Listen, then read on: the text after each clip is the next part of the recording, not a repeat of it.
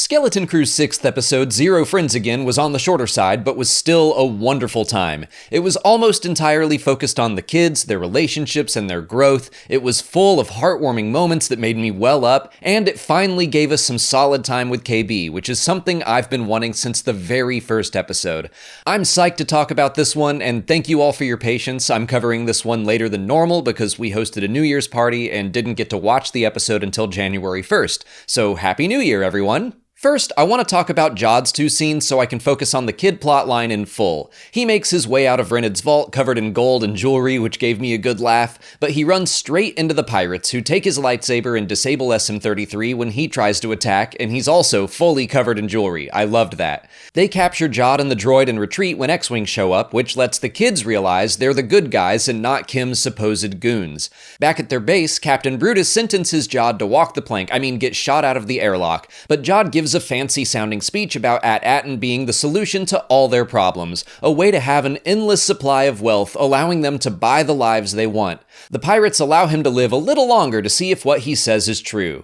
Okay, so back to focusing on Wim, Firm, Neil, and most importantly this episode, KB. Right at the start, the kids all get dumped out at the base of Skull Ridge Mountain, and we learn that KB's Augs, or cybernetics, basically allow her to move. We don't go deep into her history, but I get the sense whatever accident she was in left her paralyzed, but the Augs allow her to walk and move basically as normal, but without proper and regular maintenance, they start to break down. I love how this explains that small moment in episode 4 where the Hatan attack and KB freezes up until Fern comes to grab her and pull her away. So her body is basically shutting down, which is obviously a huge problem when Fern recommends they climb back up to get their ship.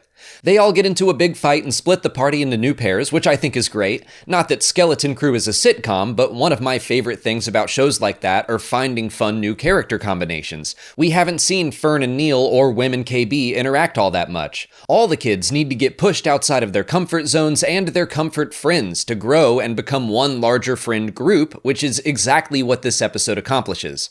I also think the trash crabs are delightful. That seems like something straight out of the Clone Wars or Star Wars Rebels. It's very weird and whimsical, so it's perfect that Wim wants to follow them.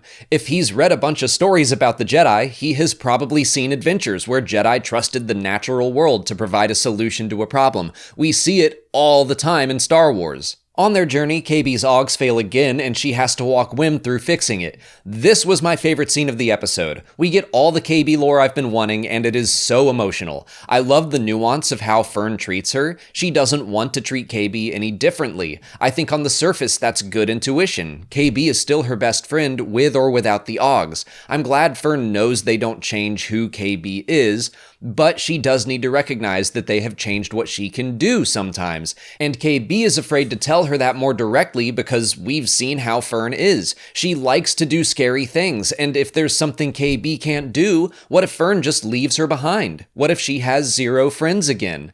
Wim telling KB not to worry because she can always be friends with him and Neil got me good. We're watching 2 children repair the cybernetic that's installed in one of their heads while they're surrounded by trash crabs, but they're having this sad, honest conversation that is so rooted in reality and growing up. I love that Star Wars can be weird and strange, but so earnest and emotional at the same time. Speaking of, the final interactions of this scene were wonderful. KB very casually mentions that she almost died and thanks Wim and calls him a Jedi, and that is just the sweetest thing. Wim has been wanting to go on an adventure. He wants to be a Jedi and help people in need, and he imagines these big heroic moments. He has been seeking this stuff out and trying to make these epic moments happen, but a Jedi does not crave adventure and excitement. They don't dive into things before they're ready. Wim does not need a lightsaber to be a hero. What he needs to do is slow down and listen. He follows KB's instructions and he saves her life without even realizing it. This is exactly the kind of lesson he needed to learn. He can be a hero in the quiet and calm moments. He doesn't need to recreate the adventures of the stories he has read. He can create his own stories. I loved it so much.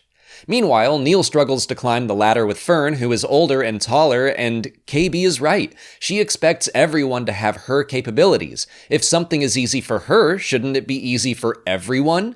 But she's in this leadership position now, and so she adapts and improvises, and she ties herself to Neil to help him. I love that the kids swapping who they're usually paired up with helped them become better friends. The last 8 minutes are like non-stop action. Neil and Fern have to dive onto the garbage haulers that are taking the Onyx Cinder to the dump, and Wim and KB find out the trash crabs just want to eat them. I love Wim complaining that he's always wrong about who the good guys are. Jod, the X-Wings, and now the crabs. But to be fair, I was fully with him on this. Like I said, the animals of a planet helping out the heroes is well-worn territory in Star Wars. And after Catholips last week, I was like, oh, I bet the crab leader will be some friendly talking crab. But nope, it's just an admittedly awesome stop-motion monster. They're saved by Fern and Neil, and they have another crash landing. Neil saying that they're getting good at falling is delightfully funny. What's the truth? The truth is, we have no time for this! They're all reunited, and it's adorable, and they're all hugging, and the power of friendship is just beautiful. They can't linger because some trash robot wants to eat the Onyx Cinder, and this scene was also rad. First, I like the detail of KB running through the ship's complicated startup procedure with Fern looking on in awe. Yes, KB has her OGs, and they mean there are some things she can't do, but they also mean there are things that only she can do, and that's beautiful. And then all the kids take jobs. Neil and Fern prepare to fly, KB runs down to handle the engine, Wim volunteers to shoot the giant machine, and it's hilarious that he says, "It's too invincible." That's just a great line I feel like I can hear a kid saying in real life. But the point is, Wim, Fern, KB, and Neil do not argue. Wim doesn't whine about Neil getting to fly the ship instead of him. There's nothing but trust and cooperation. And I love that Fern is the one to activate the emergency hull demolition sequencer. The second SM-33 mentioned it back in episode 2, clearly we knew someone was gonna press that button. Looking at you, Wim. I thought maybe we would reach a point where he got to press the button, but this time with all of his friends' blessings. I like what actually happened a lot more. I think it's great that Fern has to act a little bit like Wim. They've been butting heads this entire time, and Wim's instincts are far from the best. He pushed that green button even though he knew it was wrong. But in this moment, I think Fern knows pushing the button is right. But she can't know that for sure. She was told to never touch it. Her friends are reminding her not to touch it. But this feels like she's asking herself, what would Wim do? Without realizing it, I think she is putting her trust in the Force here, and I love what happened when she pressed it. I've said this many times before, but I love watching best friends become best friends in Star Wars. Poe and Finn escaping the First Order and the TIE Fighter is my favorite part of The Force Awakens. This episode of Skeleton Crew is when two groups of two best friends become one group of four best friends. They are the Skeleton Crew now. No adults, no droids to help, it's just them working together to save their ship. They overcome their differences, they become better friends, they trust one another, and when they do that, they shed the ugly outer hull of this old pirate ship, a ship that was crewed by people who didn't trust one another and ultimately killed one another. But not anymore. The Onyx Cinder is something new. It has transformed into something more sleek and beautiful. I think the kids are probably ready to head home now. KB has the coordinates. We know the pirates are on their way too. I think they've completed their journey of personal growth. I'm curious to know if there is another pit stop. I think Kim might come back into the story, especially now that the kids all know that her supposed goons can help fight the pirates. I'm very curious to see what the next episode has in store now that we've got a fully functioning crew and their badass new ship. And I'm eager to see the parents again. I do love how kid-focused this episode was, but I enjoy even those small cold opens to catch up with the adults and see Wendell bumble his way through covert operations. I know I was a little slower to warm up to the series than most, but these past 3 episodes have got me thinking Skeleton Crew will be one of the strongest seasons of live-action Star Wars television so far, and I can't wait to see more. So let me know what you thought of Zero Friends Again in the comments, and check out our Patreon page to see our episode reaction and watch-along, which aren't up yet. We're catching up with everything after our New Year's party, but they are coming soon.